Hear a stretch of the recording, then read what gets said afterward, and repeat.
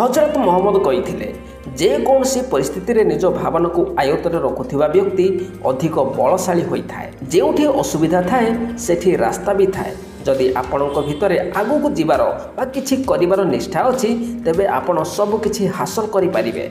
केवल आवश्यकता अच्छी निजर दृढ़ मनोबल द्वारा बाधा विघ्नर प्रस्तर को चिरी नदी रूप में प्रस्फुटित हो। आम जीवन में प्रत्येक मोड्रे सबु जगार संघर्ष करूँ, प्रति क्षण मरुथाऊ पुणी बंचुथाऊ। पारिवारिक जीवन में आम संपर्कर बंधन जनित समस्या छंदी होता। व्यावसायिक जीवन में आम कार्य उत्पन्न बाधा विघ्न और समस्या सह छंदी होता। दुईटी जाक स्थिति रे निजे उत्तम होई समस्त को सुखरे रखिबा आमर सर्वोपरि लक्ष्य होता है।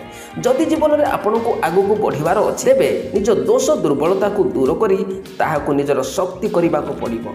जदि आपण निजको उत्तम सिद्ध करि पारिले तेबे आपण ओ आपणको सफलता मध्यरे कौनसी दूरता रहिबो नाही। सर्वदा उच्चतर चिंता करंतु। सफलतार मूलमंत्र हेउछि बहुत बेसी हासिल करिवार इच्छा और से गुडी को पाइबा भली निज क्षमतार विकास करिबा।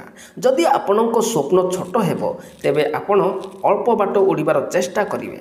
जदि आपणको स्वप्न बड़ हेबो और निजर किछि करि देखेबार क्षमता थिबो तेबे छोट जिनिस गुडीक एमिति भी आपे आपे हासिल करि हेबो। वृथारे युक्ति तर्क करंतु नाही। जार जेते कम ज्ञान थाए से निज ज्ञान को सेतिकी अधिक दर्शाई हुए। जदि आपण ज्ञानी कर्मठ और बुद्धिमान अटंती तेबे आपणको काम ही निजे निजे आपणको परिचय हो जाए तथा आपणको कौन सी भी स्तर पर्यंत नहीं जाई पारे। छोट छोट कथारे जुक्ति यह बड़ करी निजर और अन्यर समय खराब करंतु नहीं। एहीपरि कथारे जेते जुक्ति कम करिवे सेते भल। जुक्ति करिबा बेले स्थान काल पात्र एही भले देखिनेबा निहाती उचित। भिन्न एक परिचय सृष्टि करंतु। शुणी करी शिखिबा बदल रे शिखी करी शुणिबा अधिक भल अटे। साधारणतः कहा जाए जे मालिकर कथा विपक्ष रे कहिबा अपेक्षा बरम बहुत भल हेबो तांको हाँ रे हाँ मारी चलिबा। से भी खुश आमे भी खुश। किंतु एपरी करिबा पूर्वरु थरे भाबी देखंतु जे आपण को जेउ दरमा मिलुची ताहा कोन पय दिया जाउची। कौन आपणक बाक चातुरी बा चाटु कथा पाई ना निजर बुद्धि विवेक खटाई काम ठीक भाव में करने एवं दरकार पड़िले निज मत देवा पाई।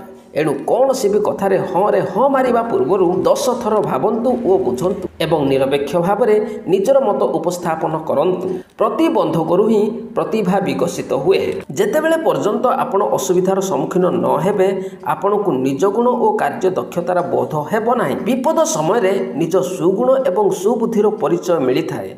एही प्रकार प्रतिबंधक देखागले ही आपणक भितरर प्रतिभा विकसित हुए। एणु ए परिस्थिति रे निज क्षमतार परिचय दियंतु और निजर एक अलग परिचय सृष्टि करंतु।